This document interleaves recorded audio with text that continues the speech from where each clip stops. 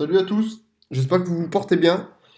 Je fais cette petite suite de vidéos sur Svelte parce que je voulais me lancer dans le développement de mon site web perso, histoire d'avoir quelque chose d'écrit et d'avoir quelque chose que je vais mettre à jour en plus des différents réseaux sociaux et qui vont montrer aussi un peu mes compétences parce que même si je fais pas mal de développement, les potentiels recruteurs ou les gens à qui j'aimerais montrer un peu ce que je sais faire bah, ne sont pas obligés de me croire sur parole, donc je vais développer un petit site perso. Voilà pour l'histoire.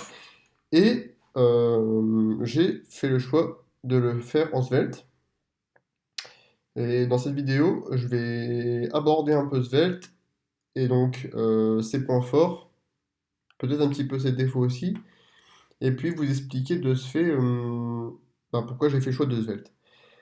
Alors là, on est sur un site que j'aime pas mal, c'est stateofjs.com, enfin 2019.stateofjs.com.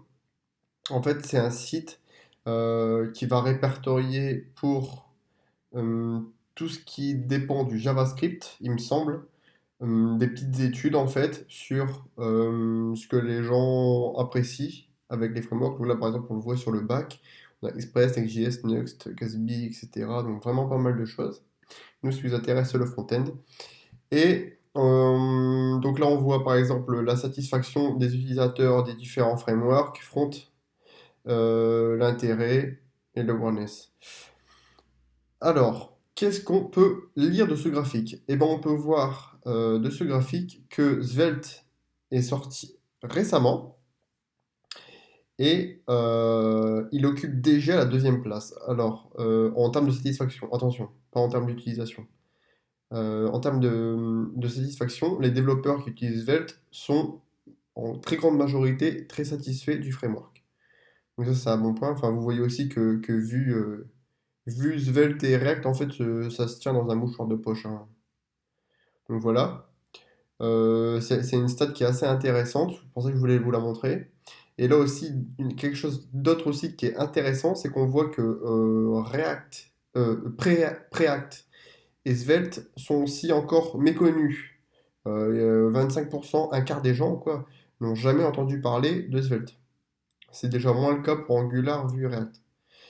Euh, et on voit que beaucoup de personnes sont intéressées aussi par Svelte. Et il y a déjà 7% des gens qui sont en good use, qui voudraient l'utiliser.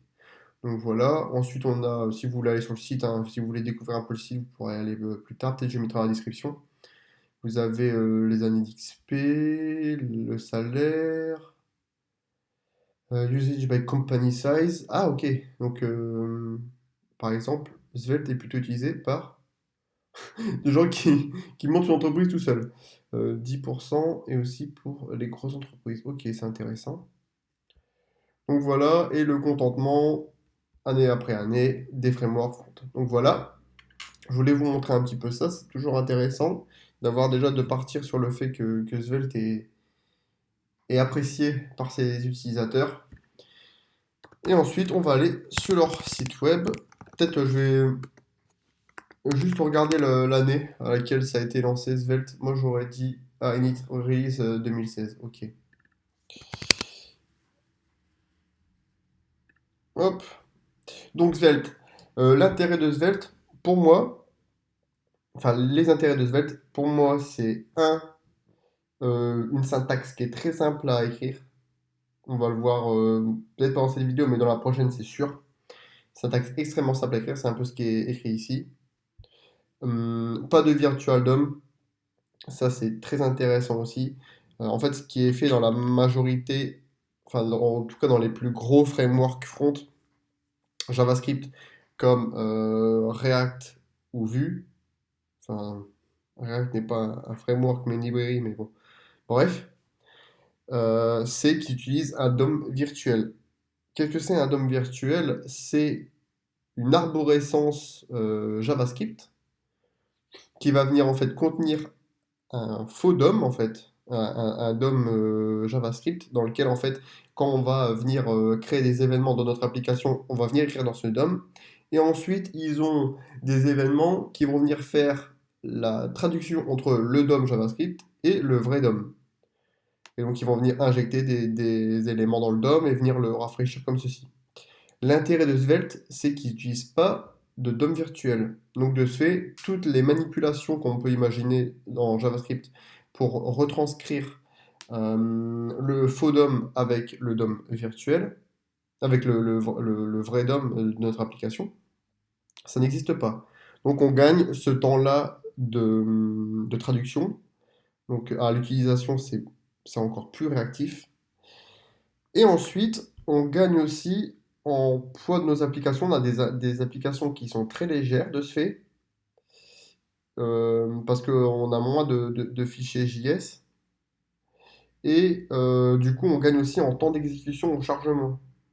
Vu qu'on n'a pas de JavaScript, de gros fichiers JavaScript dans lesquels sont contenus le framework en question, vu que ça, on n'a pas besoin de l'importer, ou tout du moins prend une plus petite place parce que c'est du JavaScript natif, et ben on gagne ce temps de chargement. Donc du coup, pour des très gros sites, on peut gagner plusieurs secondes, hein. J'avais vu un site comparable pour des gros sites. Sur du Vue, on était dans les 5 secondes. Sur du React, on était dans les 7 secondes. Et en Svelte, on était en dessous des 3 secondes, pour vous donner un ordre d'idée. Donc Svelte, très performant. Et que se permet Svelte aussi, là ils en parlent pas, à part un petit tacle à React ici, pour dire que eux ils sont vraiment réactifs, c'est aussi le SEO. Donc le SEO, je ne sais pas si vous savez ce que c'est. Le SEO, c'est en gros le référencement sur les réseaux, sur les moteurs de recherche.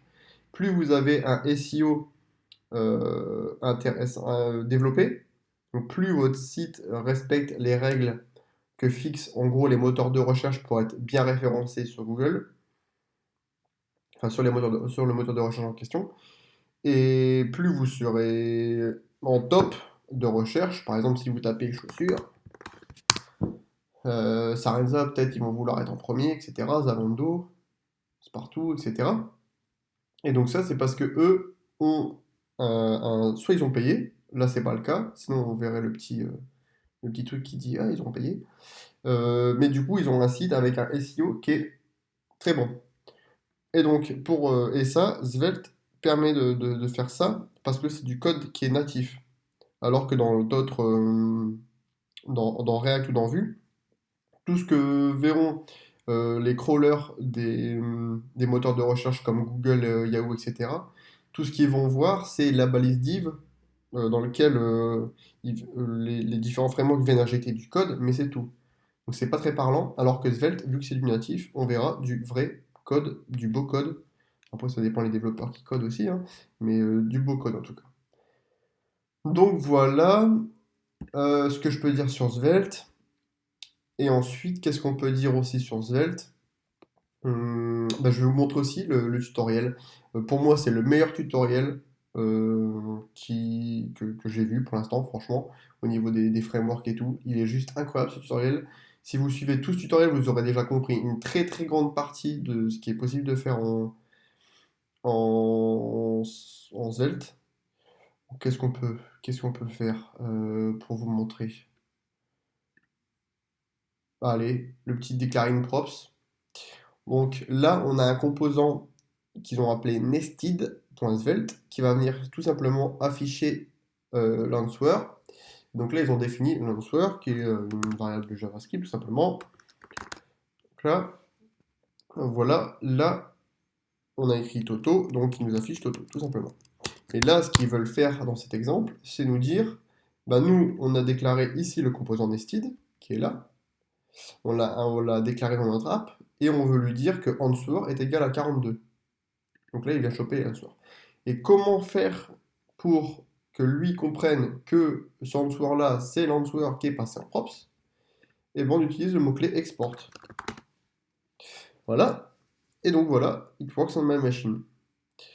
Donc voilà un petit exemple. Et vous avez comme ça des petits exercices comme tout ça, c'est tout des petits exercices. Donc c'est vraiment super intéressant à suivre. En plus, après, quand vous voulez rentrer dans des trucs un peu plus tricky, l'API qui est aussi intéressante avec pas mal d'explications. Des exemples, ça j'ai jamais trop regardé, mais ouais, ok. Ouais, des exemples basiques. Dom Evans aussi. Ok, c'est intéressant. Peut-être que je ferai des vidéos sur ça.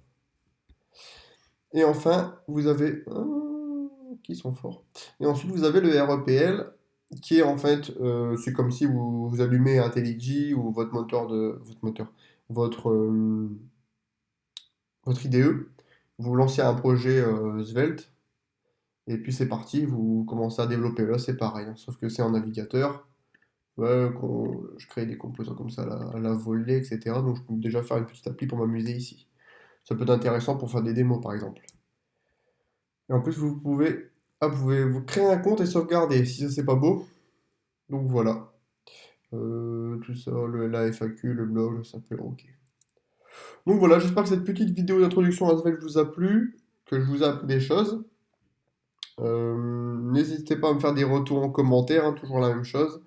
Ça sera avec grand plaisir. D'ailleurs, cette vidéo, c'est la deuxième fois que je la fais parce que il y a, il y a un très cher ami qui m'a dit qu'il y avait un problème de son sur la première. Donc, je m'exécute et je la retravaille. Merci à lui, il se reconnaîtra. Et je vous dis à la prochaine pour une prochaine vidéo. Et sinon, à tout de suite dans la suite de ce tutoriel. À la prochaine.